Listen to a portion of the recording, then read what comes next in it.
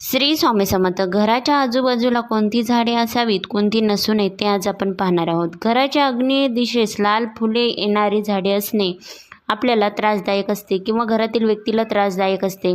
घराभोवती काटेरी कुंपण कधीच नसू नये. ज्या घराभोवती बोर, बाबूळ, केळ, महालुंग ही झाडे वाढतात त्या घरातील व्यक्तींची प्रगती कधीच होत नाही.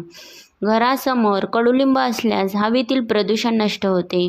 त्याच्यामुळे घराच्या आजूबाजूला कडुलिंब लावणे अतिशय शुभ मानले जाते. घराच्या भोवती रक्तचंदन आणि गुंजेचे झाड लावल्यास घरात सकारात्मक ऊर्जा प्रवेश करते. नागकेशर, पांढरा चाफा आणि बेल ही झाडे घराभोवती असावीत. या झाडाजवळ साधना केली की मन प्रसन्न होते.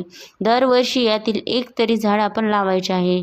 याच्यामुळे आपल्याला पुण्य तर मिळतेच, पण यश देखील प्राप्त होते. घराच्या आवारात नारळाचे झाड लावणं अत्यंत शुभ मानलं जातं.